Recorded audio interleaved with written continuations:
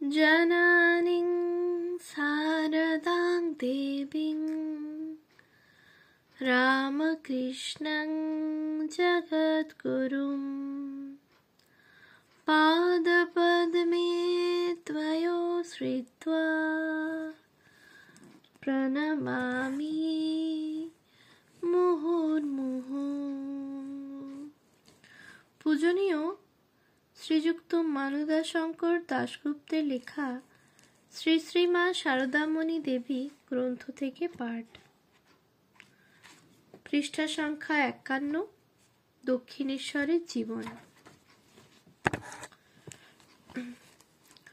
অতি সামান্য সামান্য বিষয়েও ঠাকুর নজর রাখিতেন। তিনি মাকে শিখাইয়াছিলেন, গাড়িতে বা নৌকায় যাবার সময় আগে গিয়ে উঠবে, আর নামবার সময় কোনো জিনিস নিতে ভুল হয়েছে কিনা দেখে শুনে সকলের শেষে নামবে। মানুষের মনে আঘাত না দিয়া কিভাবে কথা বলিতে হয় তৎসম্বন্ধে তিনি মাকে বলিয়াছিলেন, একজন খোঁড়াকে যদি জিজ্ঞেস করতে হয় তুমি খোঁড়া হলে কি করে, তাহলে বলতে হয় তোমার পাটি অমন খোঁড়া হলো কি করে। এইরূপ উপদেশের অন্ত ছিল না, এবং তাহা সবই আমরা মার জীবনে ফলপ্রসূ দেখিতে পাই। দেহরক্ষার পূর্বে কাশীপুরে ঠাকুর মাকে যে শেষ উপদেশটি দিয়াছিলেন তাহা বিশেষভাবে উল্লেখযোগ্য। ঠাকুর বলিয়াছিলেন, দেখো, কারো কাছে একটি পয়সার জন্যেও চিত হাত করো না, তোমার মোটা ভাত কাপড়ের অভাব হবে না। একটি পয়সার জন্যে যদি কারো কাছে হাত পাতো তবে তার কাছে মাথাটি কেনা হয়ে থাকবে, বরং পর ভাতা ভালো, পর ঘোরও ভালো নয়। তোমাকে ভক্তেরা যে যেখানেই নিজেদের বাড়িতে আদর করে রাখুক না কেন, কামারপুকুরের নিজের ঘরখানি কখনো নষ্ট করো না। তবে মার লৌকিক জীবন সম্পর্কিত এই উপদেশ হইতে আমরা যেন ইহা না বুঝি যে ঠাকুর উহার দ্বারা তাহার ভক্তদের পর বা অনাত্মীয় মনে করিতে মাকে কোনো ইঙ্গিত করিয়াছেন, বরং তাহারা যে তাহাদের উভয়েরই ঠাকুর ও মায়ের প্রাণের জিনিস, এই শিক্ষাই তিনি তাহাকে দিয়াছেন। মা বলিয়াছেন, রামের মার বলরামবাবুর স্ত্রীর অসুখ হয়েছিল। ঠাকুর আমায় বললেন, যাও দেখে এসো গো। আমি বললুম, যাব কিসে, গাড়ি টাড়ি নেই। ঠাকুর বললেন, আমার বলরামের সংসার ভেসে যাচ্ছে, আর তুমি যাবে না? হেঁটে যাও। শেষে পালকি পাওয়া গেল। দক্ষিণেশ্বর থেকে আসলুম, 2 বার এসেছিলুম, আর একবার তখন থাকি শ্যামপুকুরে। রাত্রে হেঁটে রামের মার অসুখ দেখতে আসলুম। আর একটি দৃষ্টান্ত এই, পূজনীয় রাখাল মহারাজ স্বামী ব্রহ্মানন্দ ছিলেন ঠাকুরের মানসপুত্র। একদিন তাহার শ্বশ্রুমাতা তাহার বালিকা স্ত্রীকে সঙ্গে করিয়া দক্ষিণেশ্বরে আসিলে ঠাকুর নহবতে শ্রী শ্রী মাকে বলিয়া পাঠান, টাকা দিয়ে যেন পুত্রবধূর মুখ দেখে। এইভাবে মার লৌকিক জীবন গঠনের প্রতি তীক্ষ্ণ দৃষ্টি রাখিলেও ঠাকুরের সকল উপদেশেরই লক্ষ্য ছিল এক, ভগবান লাভ। জানা যায়, মা দক্ষিণেশ্বরে আসার অল্প পরেই ঠাকুর তাহাকে বলিয়াছিলেন, চাঁদা মামা যেমন সকল শিশুরই মামা, তেমন ঈশ্বর সকলেরই আপনার। তাকে ডাকবার অধিকার সকলেরই আছে, এবং যে ডাকবে সেই তাকে পাবে। তুমি যদি ডাকো তো তুমিও পাবে।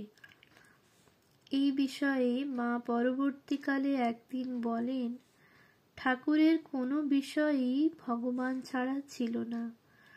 আমাকে যেসব জিনিস দিয়ে ষোড়শী পূজা করেছিলেন, সেই সব শাঁখা, শাড়ি ইত্যাদি কি করব ঠাকুরকে জিজ্ঞেস করলুম।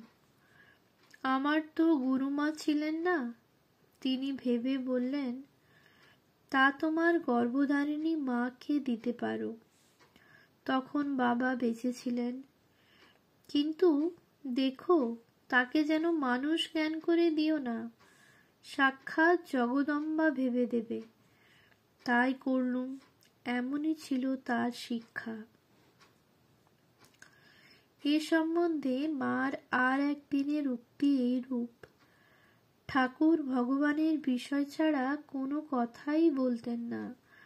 আমাকে বলতেন, দেখছো তো মানুষের দেহ কি, এই আছে এই নেই, আবার সংসারে এলে কত দুঃখ কত জ্বালা পাই, এ দেহের আবার পয়দা করা কেন? এক ভগবানই নিত্য সত্য, তাকে ডাকতে পারলেই ভালো, দেহ ধরলেই নানা উপসর্গ।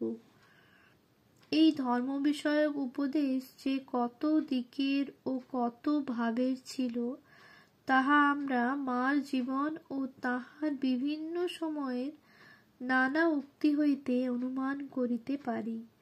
কথামৃত পাঠ শুনিয়া মা একদিন বলেন, আমাকে এমন কত সব ভালো ভালো কথা বলতেন। আহা, যদি লেখাপড়া জানতুম, তাহলে অমনি করে সেই সব টুকে টুকে রাখতুম। পূজনীয়া লক্ষ্মী দিদি বলিয়াছেন, দক্ষিণেশ্বরে একদিন রাত্রে তিনি ও মা ঠাকুরের ঘরে গেলে ঠাকুর তাহাদের শ্রীকৃষ্ণ ও গোপীদের অতি অদ্ভুত ভালোবাসার নানা কাহিনী বলিয়া বলেন, আমার কাছে যা শুনলি তোরা দুজনে বলা বলি করবি। গরুগুলো দিনের বেলায় যা সব খায়, রাত্রে সেগুলো জাবর কাটে। তুই আর তোর খুঁড়ি দুজনে সব বলা বলি করবি। তাহলে কৃষ্ণের এসব লীলা কথা আর ভুলে যাবি না, বেশ মনে থাকবে। অন্যদিকে ঠাকুরের শিক্ষা শুধু উপদেশ দানেই শেষ হইত না। তাহার শিক্ষাদানের পদ্ধতি সম্বন্ধে পূজনীয় শরৎ মহারাজ লিখিয়াছেন, তিনি শিষ্যকে নিকটে রাখিয়া ভালোবাসার দ্বারা আপন করিয়া লইয়া তাহাকে প্রথম উপদেশ দিতেন। তারপর শিষ্য উহা কতদূর পালন করিতেছে তদ্বিষয়ে তীক্ষ্ণ দৃষ্টি রাখিতেন এবং সে ভুলবশত বিরুদ্ধ আচরণ করিলে তাহাকে বুঝাইয়া সংশোধন করিয়া দিতেন। তাহার এই পদ্ধতি যে মার সম্পর্কে আরও তীক্ষ্ণতর হইয়াছিল, তাহা অনুমান করিবার যথেষ্ট কারণ দেখা যায়। প্রথমত, মা ও ঠাকুরের সম্বন্ধ ছিল নিকটতম। দ্বিতীয়ত, ঠাকুর ত্যাগের পথ অনুসরণ করায় মা সকল ঐহিক সুখেই বঞ্চিত হইয়াছিলেন।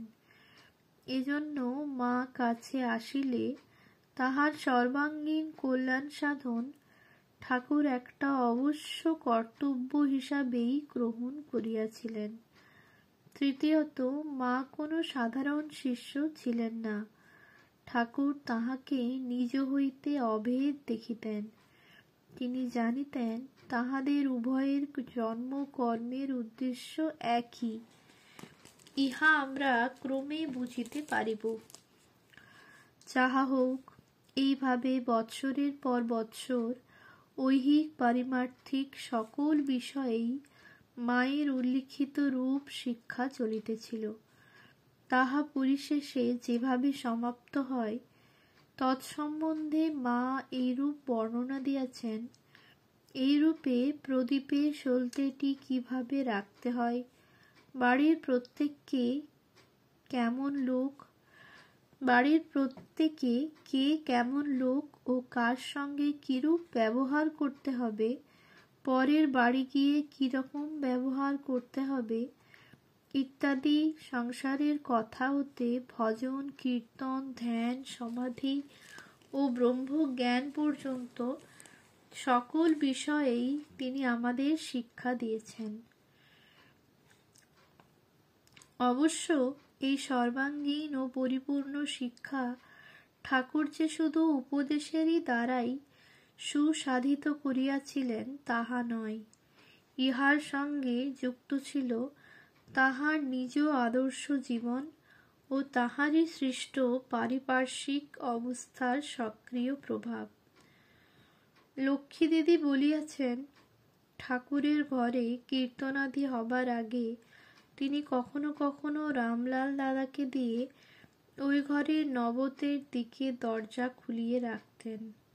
বলতেন, কত ভাব ভক্তি হবে, ওরা সব মা ও লক্ষ্মীদিদি দেখবেনি, শুনবেনি, কেমন করে তবে শিখবে? ইহা হইতে সুস্পষ্টভাবে বোঝা যায় যে ঠাকুর উপদেশ ব্যতীত এই সকলের দ্বারাও মাকে শিক্ষা দিতেন। আমরা তাহাই এক্ষণে একটু দেখিব। ঠাকুর ও দক্ষিণেশ্বরের এই সময়কার অবস্থা মা নানা সময়ে নানাভাবে বর্ণনা করিয়াছেন। তাহার কয়েকটি আমরা নিম্নে উদ্ধৃত করিলাম, এবং তাহা হইতেই আমরা বুঝিতে পারিব মার শিক্ষা উহার দ্বারা কি পরিমাণে প্রভাবিত হইয়াছিল। মা বলিয়াছেন, একে, আহা, দক্ষিণেশ্বরের কি সব দিনই গিয়েছে। মা, ঠাকুর কীর্তন করিতেন, আমি ঘন্টার পর ঘন্টা নহবতের ঝাপড়ির ভিতর দিয়ে চেয়ে থাকতুম, চেয়ে দাঁড়িয়ে থাকতুম, হাত জোড় করে পেন্নাম করতুম। কি আনন্দই ছিল। দিন রাত লোক আসছে আর ভগবানের কথা হচ্ছে। 2, কি মানুষই এসেছিলেন, কত লোক জ্ঞান পেয়ে গেল। কি সদানন্দ পুরুষই ছিলেন, হাসি, কথা, গল্প, কীর্তন 24 ঘন্টা লেগেই থাকত। 3, তাকে কখনোই নিরানন্দ দেখিনি। 5 বছরের ছেলের সঙ্গেই বা কি, আর বুড়োর সঙ্গেই বা কি, সকলের সঙ্গে মিশেই আনন্দে আছেন। 4, নাচ, গান, কীর্তন, ভাব সমাধি দিন রাতই চলছে। সামনে বাঁশের চেটাইয়ের বেড়া দেওয়া ছিল, তাই ফুটো ফুটো করে দাঁড়িয়ে দেখতুম। এই সরু চিত্রগুলি ক্রমে একটু বড় হইয়া গেলে ঠাকুর একদিন রহস্য করিয়া বলেন, ওরে রামনীল, তোর খুঁড়ির পর্দা যে ফাঁক হয়ে গেল। তাই তো দাঁড়িয়ে দাঁড়িয়ে পায়ে বাত ধরে গেল। 5, তখন কত কীর্তন, কত ভাব। এই যে গৌরদাসী, এরই বা কত ভাব হতো, কেবল নিত্যগোপাল নিত্যগোপাল করত। 6, আহা, নীলকণ্ঠের গান কি চমৎকার, ঠাকুর বড় ভালোবাসতেন। ঠাকুর যখন দক্ষিণেশ্বরে ছিলেন, নীলকণ্ঠ কখনো কখনো তাঁর কাছে আসত ও গান গাইত। কি আনন্দেই ছিলাম, কত রকমের লোকই তাঁর কাছে আসত। দক্ষিণেশ্বরে যেন আনন্দের হাট বাজার বসে যেত। 7, তখনকার কত সব কেমন ভক্ত ছিল। বাঙালদেশীয় দুর্গাচরণ নাগ মহাশয় আসত। তার কি গুরুভক্তি ছিল, কালো শুকনো চেহারা, কেবল চোখ দুটি বড় আর উজ্জ্বল ছিল। প্রেমের চক্ষু সর্বক্ষণ প্রেমাশ্রুতে ভেজা থাকত।